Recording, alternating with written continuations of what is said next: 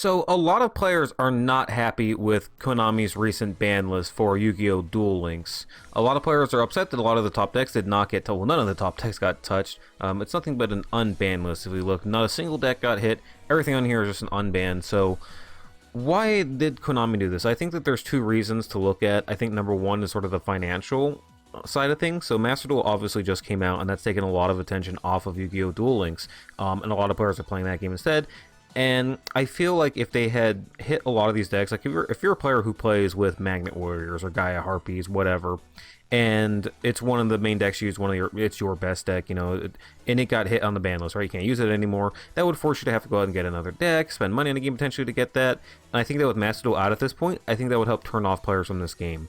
I think that there's so many players at this point who wouldn't want to spend money on getting a new deck. They would be upset if their own deck got hit. Everybody wants the metagame to get, everybody wants all the other meta decks to get hit, but they don't want their own decks to get hit, right? You want your deck to not get touched by the ban list, while everyone else gets hit by the ban list. But obviously, if you do that, it's kind of a problem if you hit some decks, not other decks. So I think Konami was in a tough position where if they hit all the meta decks, players are going to be upset that their own decks got hit, and it could really turn them off from the game further than they already are.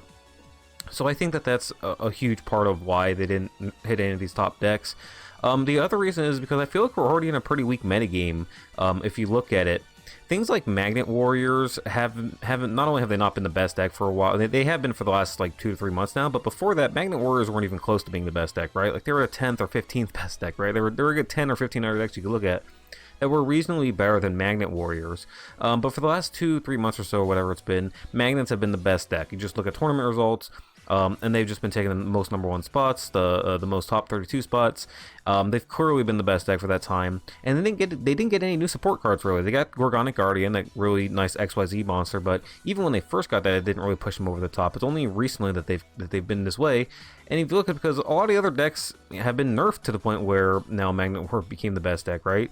Harpies took a hit, Gaia took a hit, Resonators, all these other decks, Shiranui, their skill, so many other things took such devastating hits on the ban list that decks like Magnet Warriors have been able to rise up, and we have an extremely diverse metagame right now where you can enter with 20 or 30 different decks and have a chance to win a tournament because it's so diverse, the metagame is so open. So I think in an environment like that where we already are very diverse, and Water XYZ is another example of that too, right?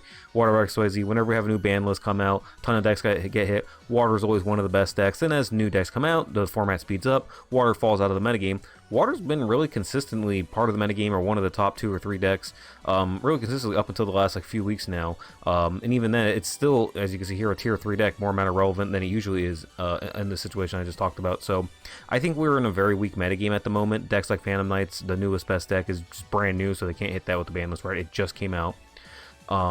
And so I think we're just in a position right now where we're in a really weak metagame as is, and there isn't a gigantic need to hit the decks that are currently in the meta. I think it's better for them to just release new, stronger decks, like Phantom Knights, like Teller Knights.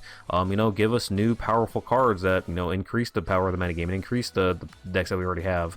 I genuinely don't feel like we need a gigantic ban list to go and hit all these decks right now, but I think that's the position that Konami's taking as well from this, right? I think we are in a genuinely pretty weak metagame, so I'm probably in the minority who's happy with the way that they did things, especially because there are a lot of cool things they did with this unbanned list. I don't think most of these are going to be meta-relevant changes. I don't think any of these are really going to be that meta-relevant. Maybe there might be 1 or 2, cool ideas to do with the Neos fusion. I've already tested out with a few. I'm going to have a Neos and Zector deck profile come up here in the next couple days.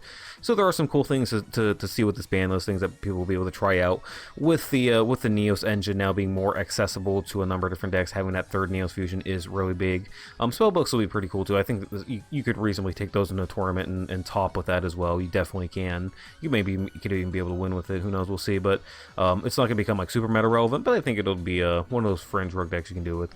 Not what Dark Magician needed. Dark Magician obviously needs some other support to get back to become really meta relevant. But that's another one of those decks where there's plenty of support available for Konami to release. I saw somewhere where we're close to something like 75% of the cards have already been released into Duel Links. Like of all the cards that have ever been printed in the TCG, like we're closing in on like that 75% mark of the cards that have been released in the Duel Links. That's quite a bit. So when you consider that. You know, I do feel like we're getting to that point where the game's gonna have to speed up at some point too, right? Like it can't just be like a super weak, you know, meta game forever. At some point, they're gonna have to release more and more powerful cards, especially as Link monsters come out later this year, and we pretty much know for sure they're gonna be coming out in the game at some point, probably this year with New World. So, given everything that the way everything is in Duel Links right now, I have to say I'm probably in the minority, but I'm really happy with this ban list, and I think these are sort of the reasons why Konami did what they did. Anyway, so that's it, guys. Real short video, just a quick discussion of what I think about the ban list and why Konami did what they did with the unban list. But if you guys like the content, please be sure to like and subscribe. I'll be doing plenty more videos going forward, deck profiles and everything. It does help the channel grow. But thank you guys for watching. Have a wonderful rest of the day.